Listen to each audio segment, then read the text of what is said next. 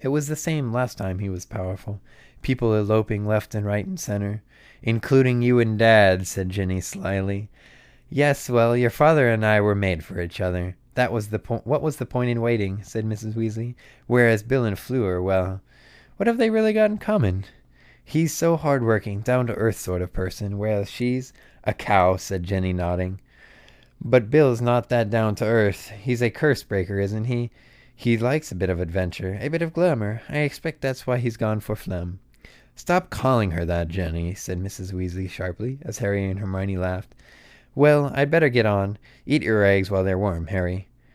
Looking careworn, she left the room. Ron still seemed slightly punch-drunk. He was shaking his head experimentally like a dog trying to rid his ears of water. Don't you get used to her if she's staying in the same house? Harry asked. Well, you do, said Ron, but if she jumps out at you unexpectedly like that. It's pathetic, said Hermione furiously, striding away from Ron as far as she could and turning her face with her arms folded once she had reached the wall.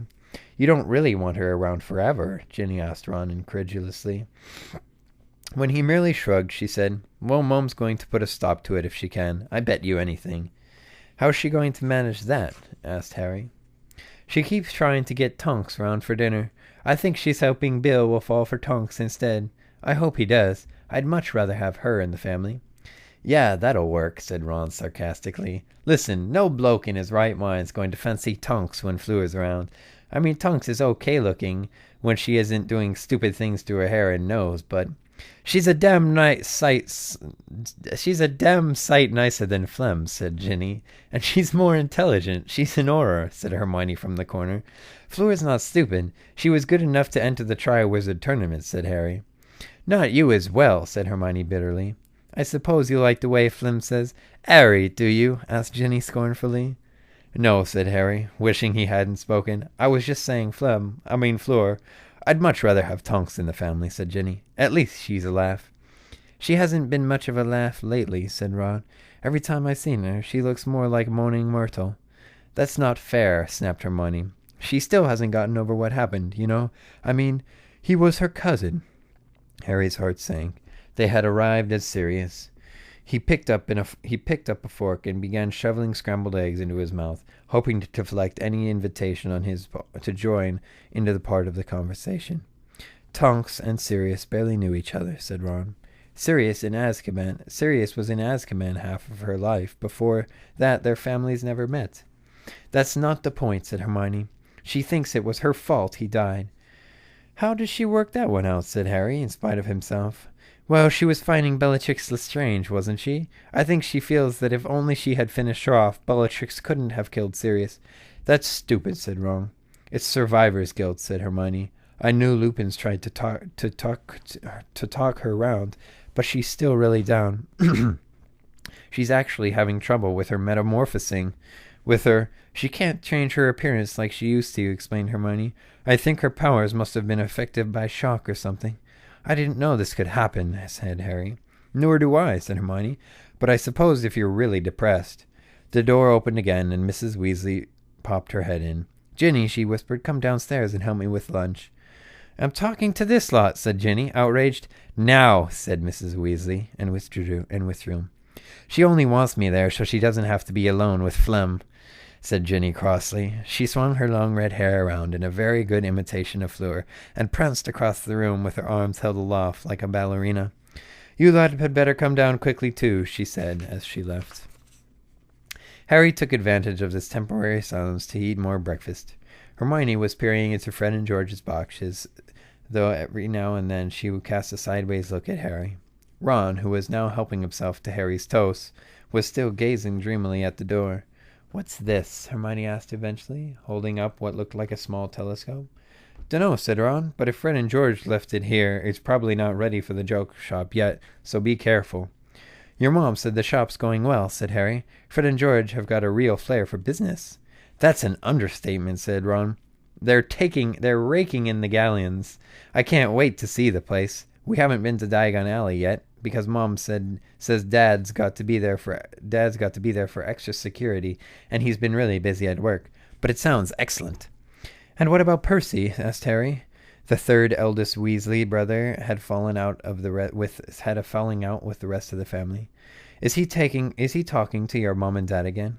Nope, said Ron. And he knows your dad was right all along about Voldemort being back?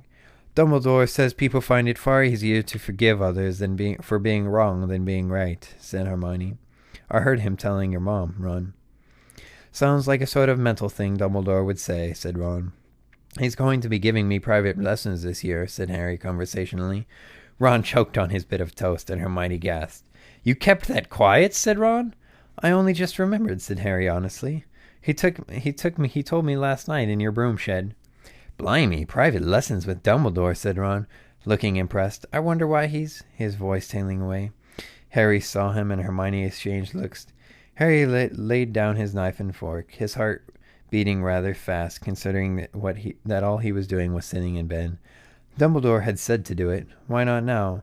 He fixed his eyes on his fork, which was gleaming in the sunlight streaming onto his lap, and said, I don't know exactly why he's going to be giving me lessons, but I think it must be because of the prophecy. Neither Ron nor Hermione spoke. Harry had the impression that both had frozen. He continued, still speaking to his fork. You know, the one they were trying to steal at the ministry? Nobody knows what it said, though, said Hermione quickly. It got smashed. Although the prophet says, began Ron, but Hermione said, Shh, the prophet's got it wrong, said Harry, looking up to them and both with a great effort. Hermione seemed frightened and Ron amazed. The glass ball that smashed wasn't the only record of the prophecy. I heard the whole thing in Dumbledore's office. He was the one the prophecy was made to, so he could tell me. From what it said, Harry took a deep breath. It looks like I'm the one who's got to finish off Voldemort, at least. It was neither of us could live while the other survives. The three of them gazed at one another in silence for a moment.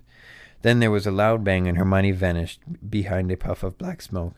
Hermione, shouted Ron. The breakfast tray slid to the floor with a crash.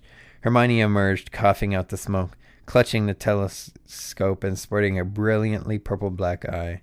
I squeezed it and it punched me, she gasped. And sure enough, they now saw a tiny fist on the long spring protruding from the end of the telescope. Don't worry, said Ron, who was plainly trying not to laugh. Mom won't fix that. She's good at healing minor injuries. Oh, well, never mind that now, said Hermione hastily. Harry, oh, Harry. She sat down at the edge of his bed. We wondered after we got back from the ministry. Obviously, we didn't want to say anything to you, but from what Lucius Malfoy said about the prophecy, how it was about you and Voldemort, well, we thought it would be something like this. Oh, Harry. She stared at him, then whispered, Are you scared? Not as much as I was, said Harry. When I first heard it, I was. But no, it seems as though I always knew I'd have to face him in the end. When we heard Dumbledore was collecting you in person, we thought he might be telling you something, or showing you something to do with the prophecy, said Ron eagerly. And we were kind of right, weren't we? He wouldn't be giving you lessons if he thought you were a goner. Wouldn't waste his time. He must think you've got a chance. That's true, said Hermione. I wonder what he'll teach you, Harry. Really advanced defensive magic, probably powerful counter curses, anti-jinxes. Harry did not really listen. A warmth was spreading through him that had nothing to do with the sunlight. A tight obstruction in his chest seemed to be dissolving. He knew that Ron and Hermione were more shocked than they were letting on, but the mere fact that they were still there on either side of him, speaking bracing words of comfort, not shrinking from him as though he were contaminated or dangerous, was worth more than he could ever tell them.